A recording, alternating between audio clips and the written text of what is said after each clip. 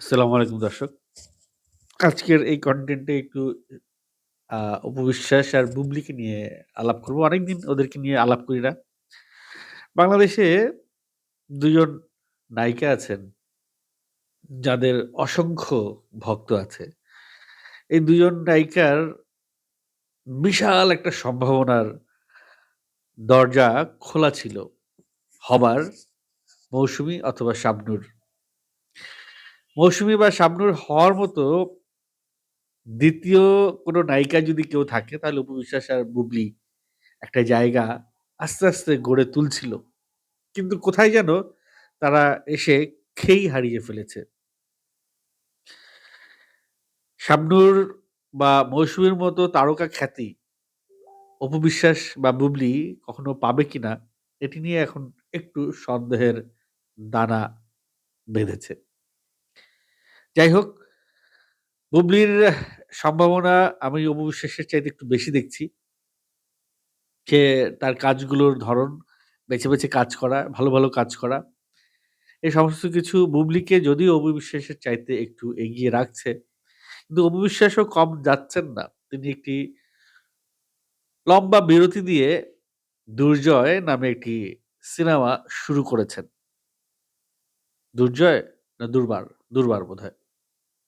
এই সিনেমায় অপু বিশ্বাস আ যেটি বলতে চাইছেন যে, যেহেতু তিনি একটা লম্বা ব্রেক দিয়ে একটা সিনেমা করছেন, তার মানে ভালো কিছু হবে বলে তিনি আ আশা করছেন। কামরুল হাসান ফুয়াদের 'দুর্বার' সজলের সঙ্গে জুটিবদ্ধ হয়ে অপু বিশ্বাস এই সিনেমাটি করছেন।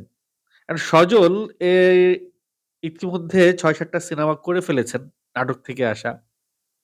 কিন্তু নাটকে যতটা জনপ্রিয়তা সজল পেয়েছে, সিনেমায় এসে ঠিক ততটাই খেই হারিয়ে ফেলছেন সজল। একবার ভূতের ছবি করে, একবার অ্যাকশন ছবি করে, একবার রোমান্টিক ছবি করে। মানে সে আসলে কোন জনরার হিরো হতে চায় বা কোন জনরায় এসে সেট হতে চায়, এটা বোধহয় সে এখনো ফিক্স করতে পারছে না। যাই হোক, কোন একটি ছবি যদি লেগে যায়, কোন একটি ছবি যদি দর্শক মুহুর্মুহু প্রশংসা করে, তাহলে সেই জনরা দিয়েই হয়তো সজল এগিয়ে যাবে। তার পথটা আরেকটু সহজ হয়ে যাবে। সেই পথে দুর্বারের যে একটা ফার্স্ট লুক এর একটা পোস্টার আ ছেড়েছে অপু বিশ্বাস এবং সজলের ২ টা পোস্টার ছেড়েছে তারা ফার্স্ট লুক হিসেবে। সেই পোস্টারের কালার গ্রেডিং, পোস্টারের ডিজাইন, পোস্টারের লুক সবকিছু দেখে আমার কাছে মনে হয়েছে বিলো স্ট্যান্ডার্ড। মানে এই সময়ে অপু বিশ্বাস একটা সিনেমা করবে, সেই সিনেমার পোস্টার যদি এরকম হয়, এই সময়ে এসে এই ধরনের স্ট্যান্ডার্ড এর পোস্টার হয়, তাহলে আমি বলব এটা অপু বিশ্বাসের জন্য ডিসক্রেডিট। এর আগে 'রঙ্গনা' নামে একটি সিনেমা করতে গিয়ে শাবনূর খুব সমালোচনার শিকার হয়েছিলেন।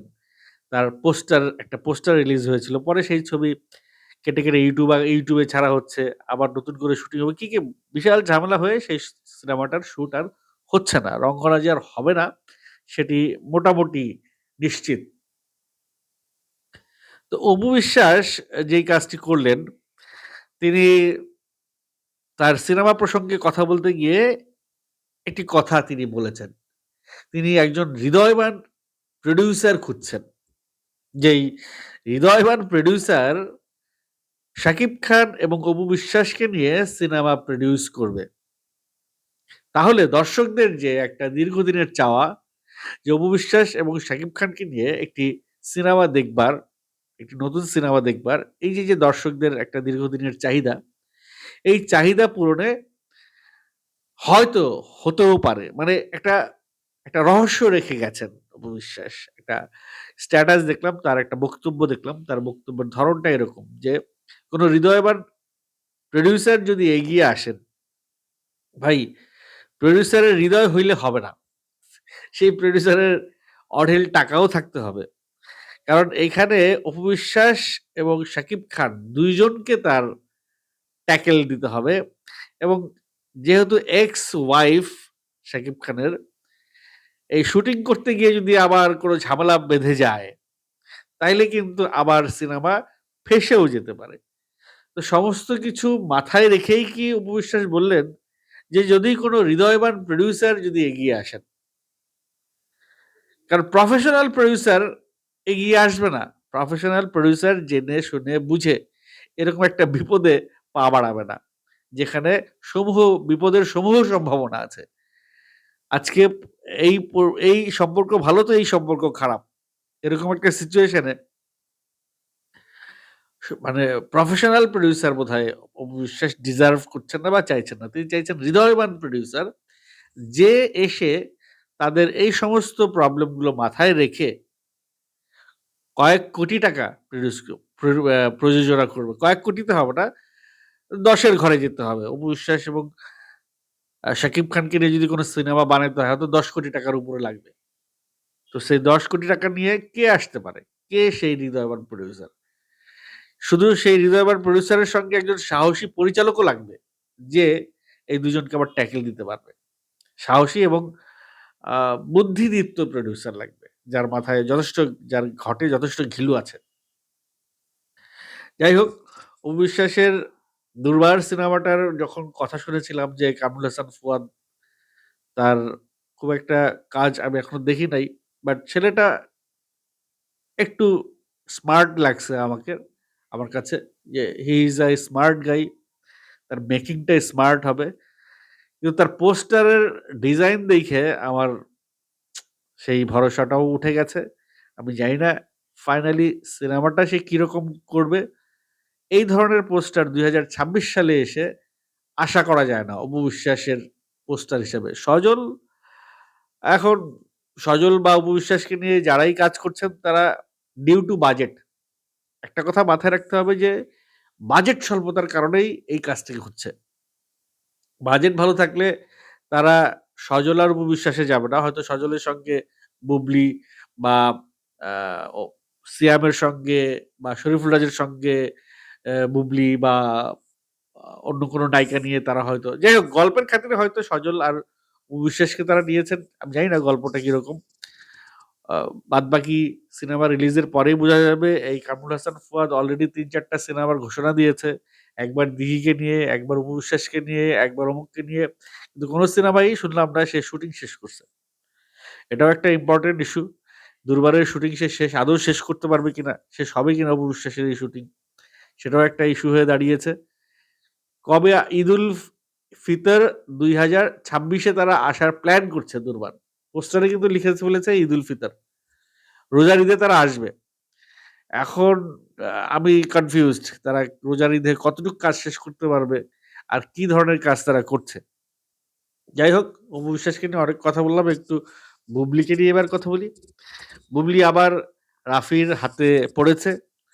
'প্রেশার কুকার' নামে একটি সিনেমায় চুক্তিবদ্ধ এবং শুটিংও শেষ হয়ে গেছে, প্রায় অলমোস্ট শুটিংও হয়েছে অনেকখানি শুটিং হয়ে গেছে। একটা ডিফারেন্ট নারী কেন্দ্রিক চরিত্রে অভিনয় করছে। আমরা কয়েকদিন আগে কারিনা কাপুর, তারপরে আ কারিনা কাপুরের একটা সিনেমা দেখেছিলাম বোধহয় 'সি', ওই যে বিমানবালার ক্যারেক্টার গুলা নিয়ে। ৩ জন বিমানবালাকে নিয়ে একটা ক্যারেক্টার। 'সি অর ফিমেল' এরকম কিছু একটা নাম। তো সেই সিনেমাটা স্মরণ করিয়ে দিচ্ছে প্রেশার কুকার এর গল্পটা। প্রেশার কুকারেও ৩ জন নায়িকা থাকছেন।